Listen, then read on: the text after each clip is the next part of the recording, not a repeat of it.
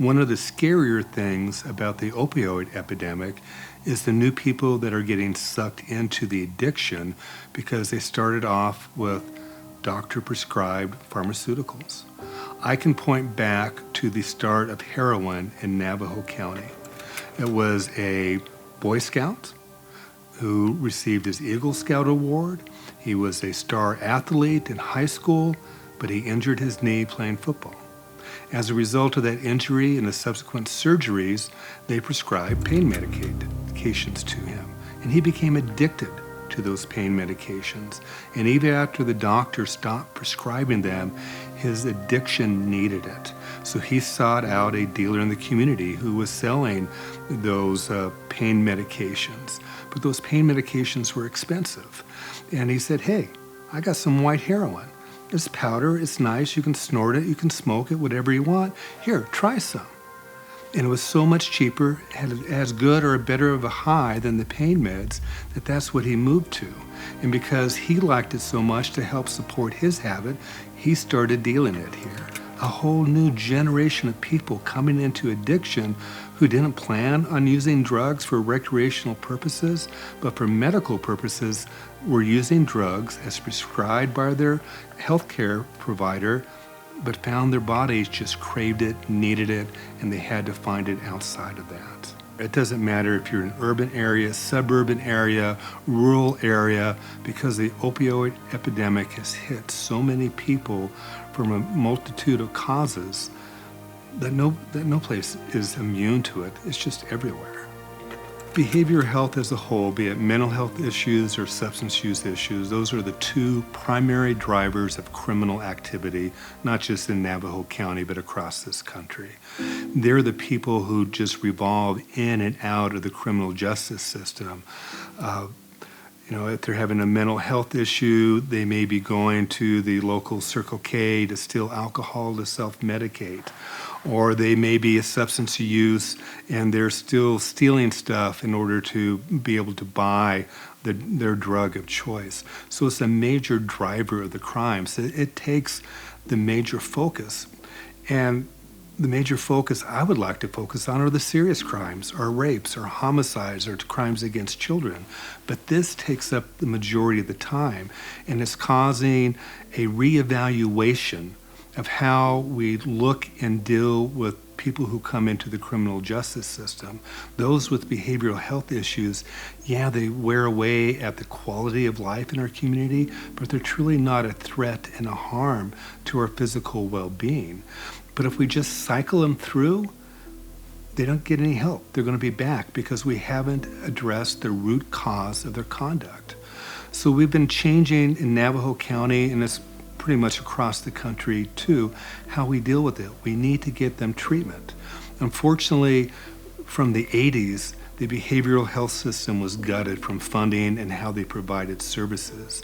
And the criminal justice system, and our jails in particular, became the primary providers of behavioral health services throughout our country. We have to address the root problem of their substance use issues, and that's treatment. Is the criminal justice system the best avenue to get them that treatment? No. But right now, it's almost the only avenue to get them there, to force them into it. From doing it in the jail, if we can get to that point, we'll put them on a diversionary program with a requirement of substance use. If they get placed on probation, that's always the biggest component of their probation terms, is to get them the tools. We understand that substance use is a demon that is hard to get rid of. We understand that people are going to lapse. We understand that we need to give them multiple bites at the apple. But we have to give them those bites because they're our neighbors. They happen to be quite often people that we know. They can be our family members. If they don't have the skills to integrate back into the community, if they don't have the skills to stay away from those substances, they're going to commit the crime and they're going to be back in. The only way to break that cycle, the only way to get them to be back to citizens of our community that are giving and not just taking, is to get them the help. But like I said, part of that is also consequences. It's not a get out of jail free card.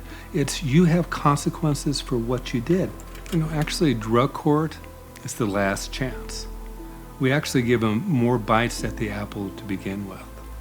Just to take a common person that we'll see that has a substance use problem, we may pick them up and they just have paraphernalia, or maybe they have some fentanyl or another drug with them.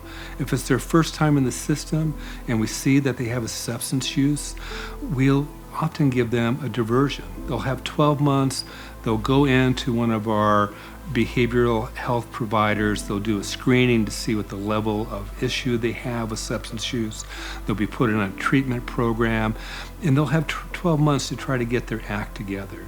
And we do that because if you have a felony, there are long-term consequences to that. It can affect your education. You're not eligible for federal assistance for your education. It can affect employment. Many people won't hire felons. It can affect your ability to get housing. Once again, people don't want felons to be renters from us, but we still understand the long-term consequences. So typically what we would plead them to would be a Class 6 open felony, and that means it's treated as a felony until the end of their probation. It allows, if they had a misdemeanor, we don't have any services that we can give them. But as a felony, probation can supervise them. Probation can make sure they get more treatment and assistance for their substance use issue. And if they successfully complete it at the end, it gets designated a misdemeanor. It doesn't have those long-term, far-reaching consequences for them. When I started as a prosecutor in the early 90s, I was the typical tough on crime. If you do the crime, do the time. But I kept seeing the same faces over and over and over again. I started seeing their children suffering through the same problems because they're being raised in a household. My wife, who's an attorney too, did dependency law for a number of years. We had the same people because their substance use problem was affecting their children, their family, their ability to care for their children.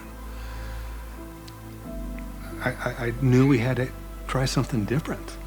I have an office where most of my attorneys were long-term, and it was do the crime, do the time.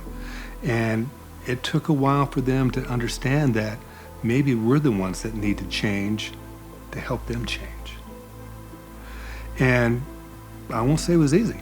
I had a lot of resistance in my office, but they've seen it work. Before my wife started doing dependency, she was a prosecutor too. And she did the drug court at one time, and there was a woman that she put in drug court instead of sending her to prison. It had turned her life around. And when my wife and I had our first son, that drug court participant who Anna helped gave us a quilt that she made to say thanks. It's things like that that let you know you have made a difference, that lets you know that you can make change, that lets you know that these type of programs work and will improve the quality of life in our communities.